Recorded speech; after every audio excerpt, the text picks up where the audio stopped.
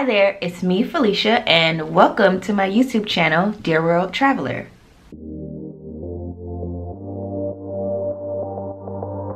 Okay, so I recently went to Joshua Tree to celebrate a friend's birthday and I never thought I'd have so much fun in the desert, but I did. And because of that, I want to give a review. Joshua Tree is a town about 130 miles east of Los Angeles. The drive from LA is about 2 to 3 hours, which makes for a nice road trip for a quick weekend getaway. If you don't live in LA, you'll need to add flight arrangements to your travel plans. I flew from Paris on a round-trip flight for about 320 euros, which was a pretty good deal. Since you need to fly into LA to get to Joshua Tree, just consider making it part of your trip and spend some time on the beach. I did. No, not really. I didn't have enough time. We rented a van to get to Joshua Tree and used the same van to get around. Joshua Tree doesn't have a high-tech metro system and it's not really a walk-in city, so you'll definitely need a car to get around. The national park is about 790,000 acres, which is huge. And it's named after the Joshua trees that are native to the area. Let's start with things to do. With so much mountainous desert land, it's not surprising that hiking is a very popular thing to do. It's a free and fun outdoor activity. Whoo! Out here with Mother Nature on a hike. This is a lot of work. But it's beautiful out here.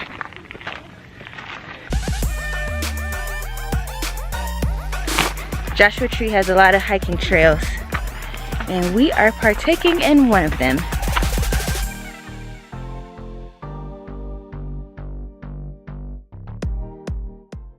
One of the main reasons we go on vacation is to relax. And with that in mind, the second thing I recommend doing in Joshua Tree is sound bath meditation. It's a form of meditation that uses crystal alchemy bowls to create various sounds to soothe the body.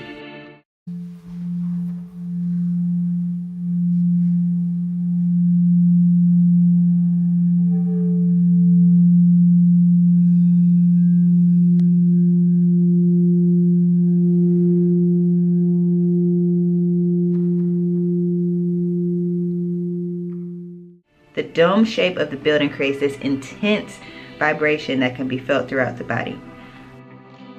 I was skeptical at first, but it turned out to be a pretty cool experience, and walking out to the sunset afterwards, it was the perfect ending. Next, let's talk about where to eat. Pappy and Harriet's Pioneer Palace is a popular restaurant in the area with rustic vibes and live music. The food is along the lines of barbecue and Tex-Mex. I had a salmon dish and loved it. A few of the people that I was with ordered mac and cheese and it was so good, and I was kind of jealous that I didn't order any. Alright, one of the most important things you need to know: where to stay. We rented a house through Airbnb and it was in a quiet neighborhood with beautiful views of the mountains. The house was 4 bedrooms and 2 bathrooms for a total of about $900 for 2 nights. There were 9 of us in the house, so this was a pretty good deal since we were splitting the cost between us. The coolest thing about the house was the outdoor dome-shaped room. Good morning. I am in Joshua Tree, California, and I stayed in this amazing dome-like room yesterday.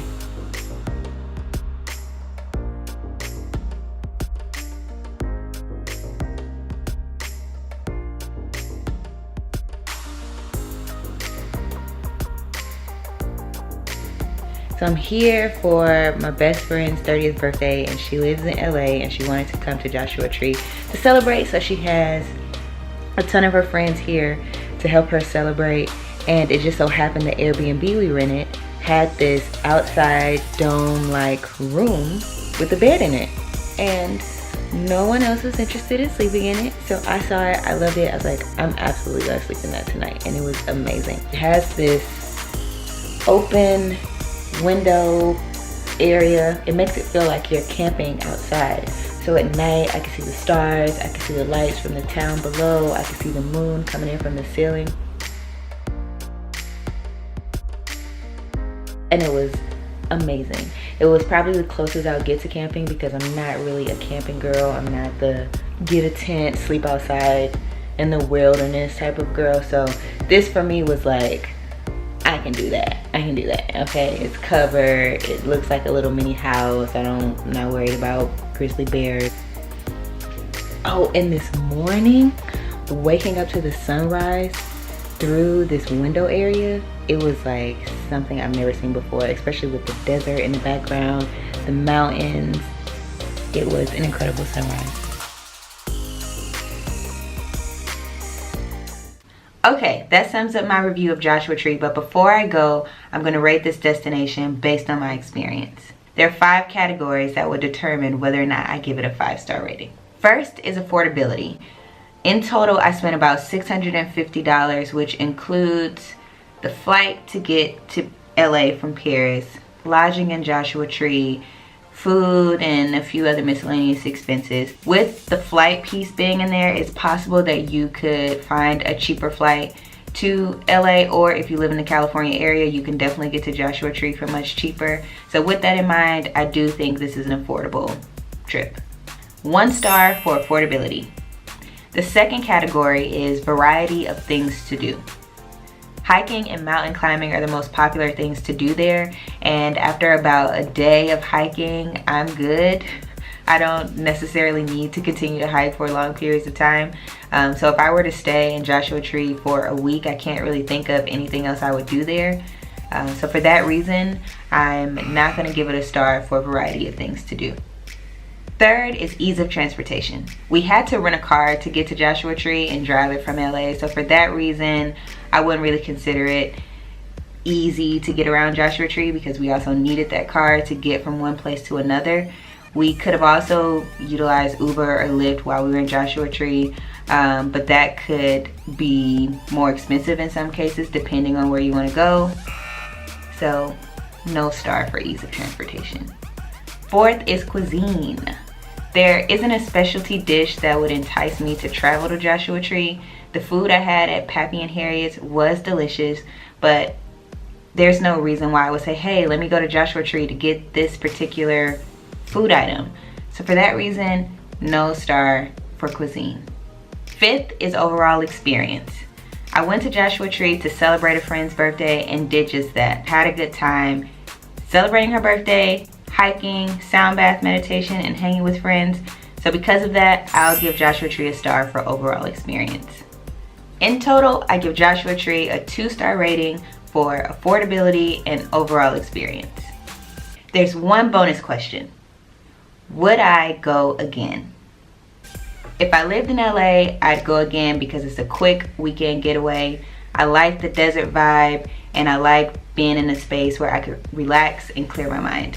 Since I don't live near Joshua Tree and can find similar hiking and meditation activities in other destinations, I'd have to say I wouldn't choose to go there again.